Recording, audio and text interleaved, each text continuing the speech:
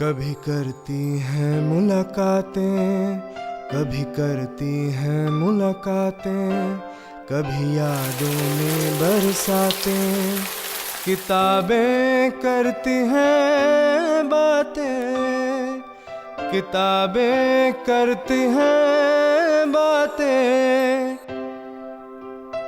मन की गहरी झील में कूद जाती हैं कभी, सोच के दरिया के संग संग बहती जाती हैं कभी।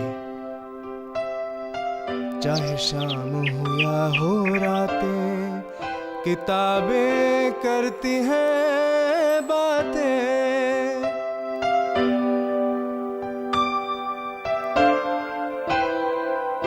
Welcome to Kitabnama, Books and Beyond. I'm very happy today to welcome Prajwal Parajuly, who's here from Oxford, and to tell you a little bit about him. He's a young author of Nepali origin, Indian Nepali actually, and his first book, The Gurkha's Daughter, has won a lot of critical acclaim and has been shortlisted and longlisted on a number of very, very prestigious awards. So welcome Prajwal. Thank you so much. It's such a tongue twister. It's an absolute pleasure to be here. I'm a little curious since I've been in publishing for many years, and it just struck me that this is a collection of short stories, and the normal reaction that a publisher has is to do a novel first. So would you like to tell us how you began with short stories? See, I never set out to be a writer in the first place. I had just quit my job and needed to desperately legitimize my existence. So I started writing. A novel was too intimidating then, so I started writing one short story after another. It was only after I had finished a rough collection of short stories that I realized that the short story market was lackluster, to say the least. I was not aware of the stepdaughterly treatment meted out by publishers on short story collections, nothing at all.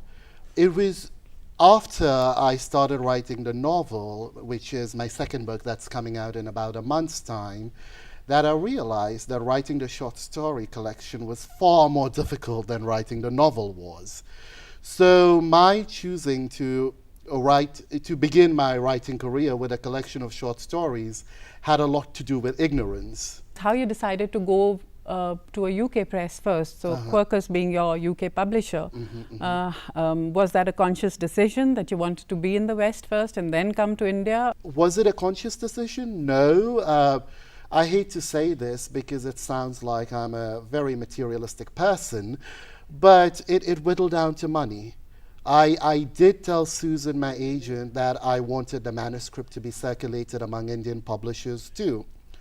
When Quercus offered us the deal, no Indian publisher could really match that, which is why we went with Quercus. The other reason I went with Quercus was because John Riley, the editor, was absolutely agreeable about the fact that he would publish the short story collection first. I was adamant that the short story collection should come out first no matter what, although I was gradually losing confidence in the short stories. I was sort of hating them hating them as time progressed. But John liked the form, he was passionate about it, and when we met up for a cup of coffee, we discussed what he wanted out of me as a writer, how he worked as an editor, and I just thought it was the perfect fit. Despite the fact that we do see the Nepali community, the Gurkhas, it's a part of the fabric of life in India, but I think that this is probably the first book coming out of the community. Do you want to talk about that a little bit? Well, in many ways, it so happened that I decided to write about a world I was very intimately familiar with. It never occurred to me that I would write about a world, I would write about something other than the Nepali-speaking world. My family is originally from Kalimpong in West Bengal. I grew up in Sikkim. My mom is from Nepal. So to write about these places seemed like the most natural thing to do. I will tell you that now, that because I've written about the Nepali-speaking world for a long time now, or so I like to think. My third book may not be about it. It might be something different. It was not a conscious decision. It was just a very natural decision. Yeah, so there. I mean, going through the stories, there were a couple of things that struck me, which I want to bring up now that we are talking. One is, of course, your use of places and the maps that come, before the story begins. That's intriguing, to begin a short story like that, to actually place it in this, in this very precise manner. And the other thing is that although they talk about these really narrow sort of horizons of the domestic scene or the home, or talking about a smaller sort of place, but you're opening it out, or you're opening those very issues out to the world.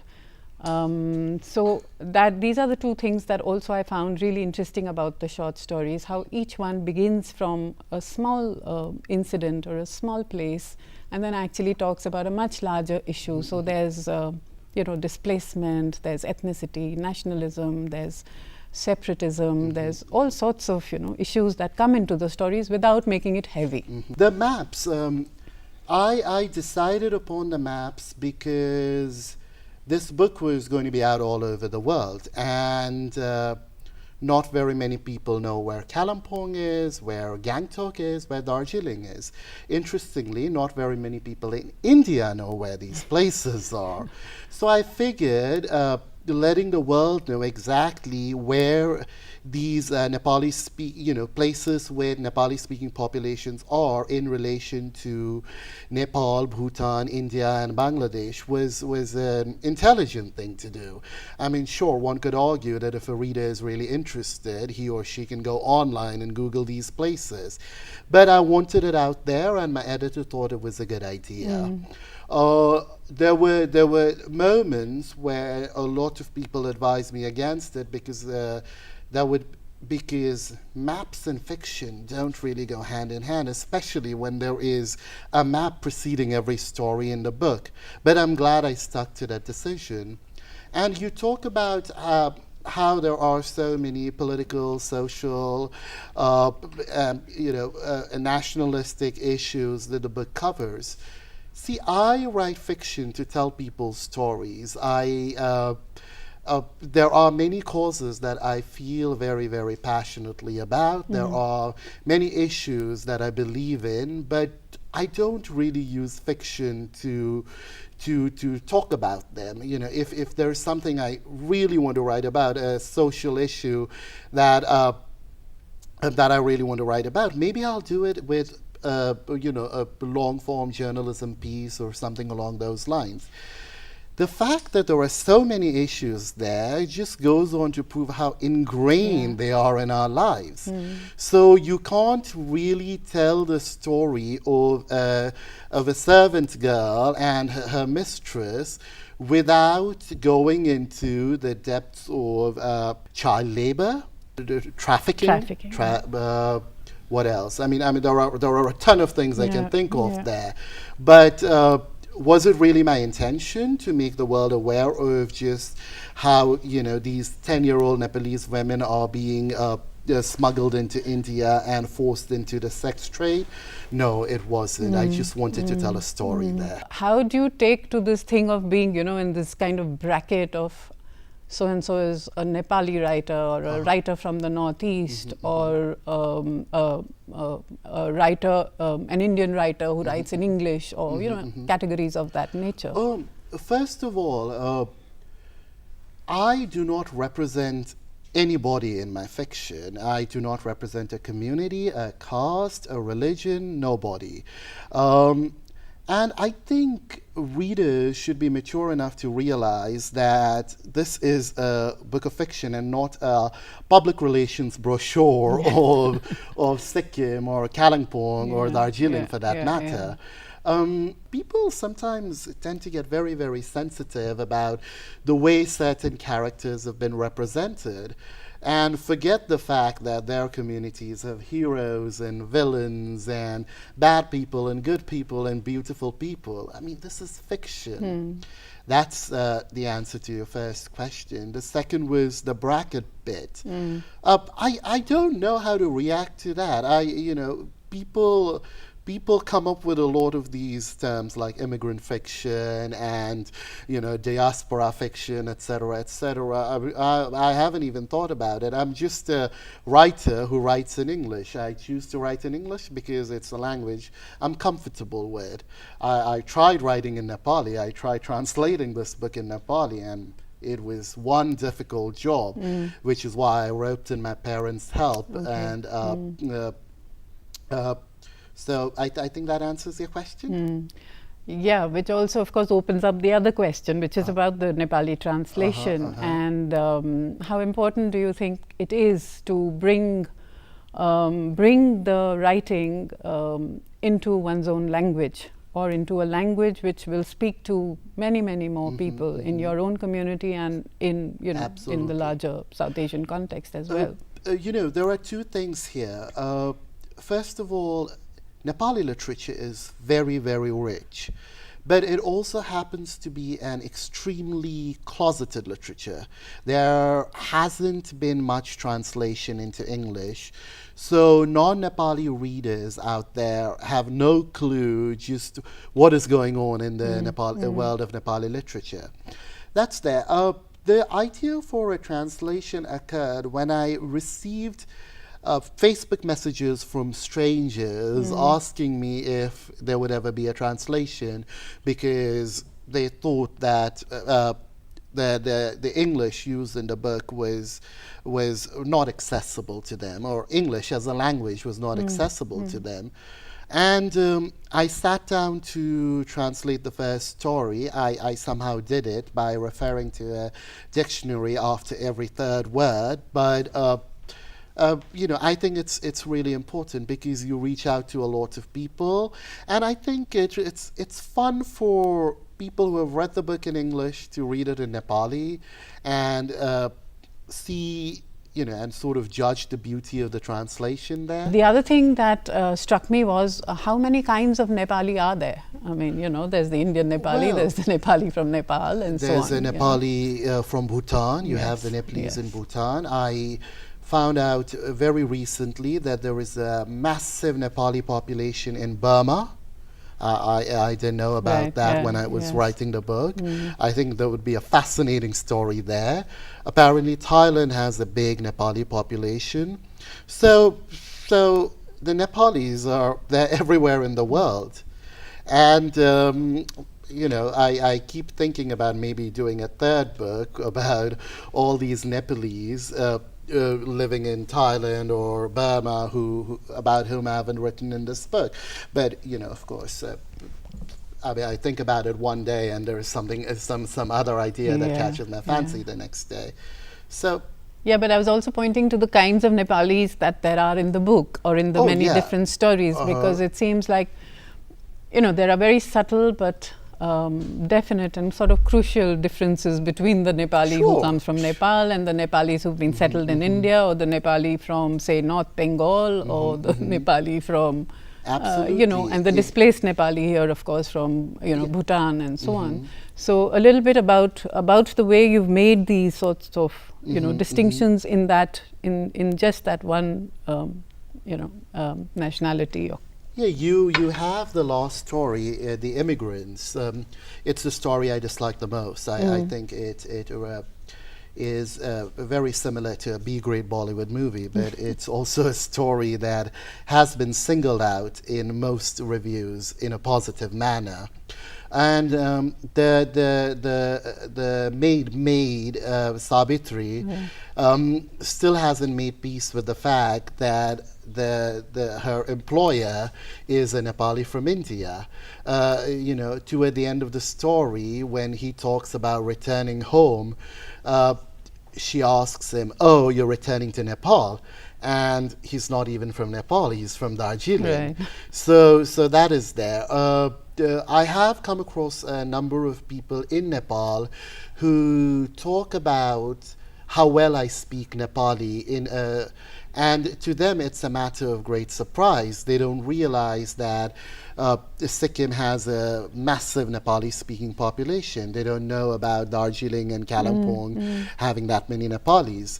And then you have the Bhutanese Nepalis who have undergone so much, there's been so much, they've had a very tumultuous past 30 years or so, and I interacted with a lot of these people at the refugee camps of Nepal, and with those Nepalese who are left behind in Bhutan, and with those who have been resettled in America in cities like Denver and Boulder.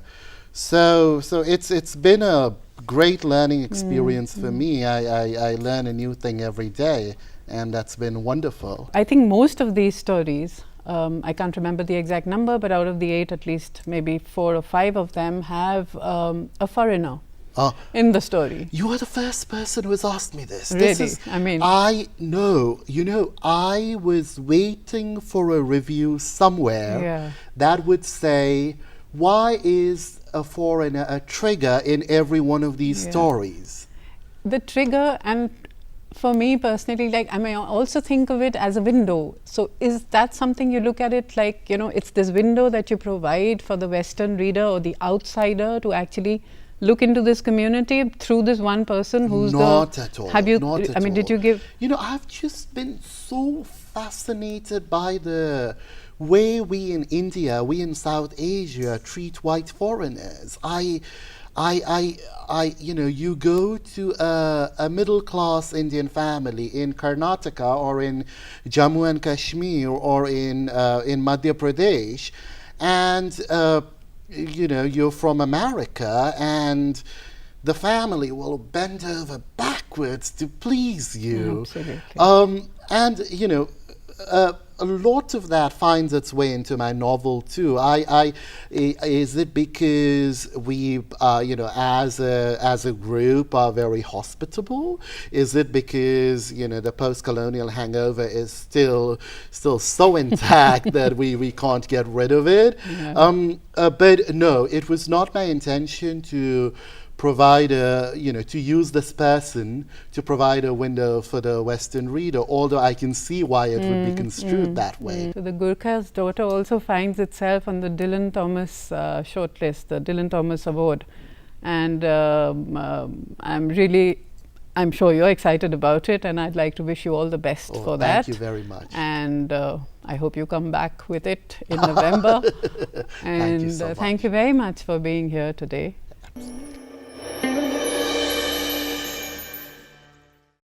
We are here at the Mountain Echoes Festival in Bhutan, and I'm very pleased to be along with Florence Noiville.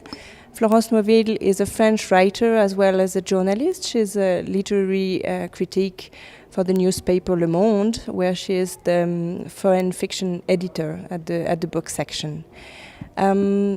I'd like to start this session with asking her to read from the first novel of Florence, which has been published in 2007 in France under the title La Donation, and which has been translated into English and published by Northwestern University Press more recently. So maybe just to introduce the book and pitch it for the public. This is a fictional first-person narrative that recounts a very simple story, a relationship between a sensitive daughter and a bipolar mother, and how the two come to terms with each other. So at the beginning, the narrator and their sister are in the family lawyer's office in the presence of their parents, reading the legal document. The two sisters inherit the family estate.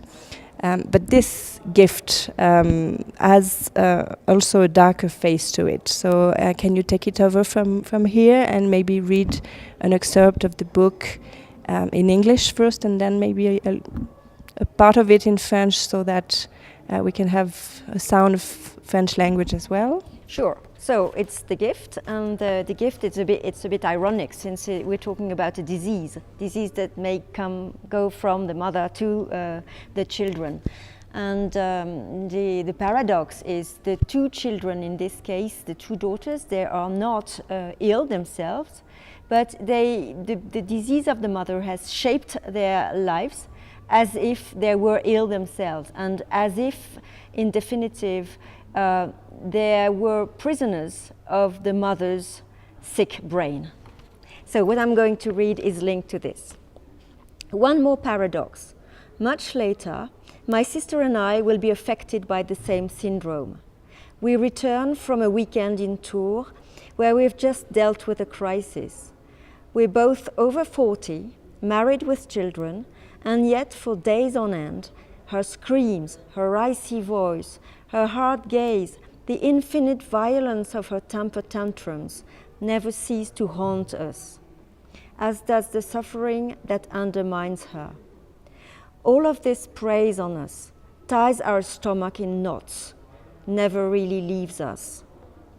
Yet, in the days when we were adolescent girls, when the door closed and a perfect silence descended on the house, we couldn't help experiencing an inexplicable feeling of emptiness. The sense of nothingness would expand and suddenly take up all the space. This freedom we were being offered for an entire day was too much for us, like an oversized garment that hung too loose. We had nothing left to rebel against.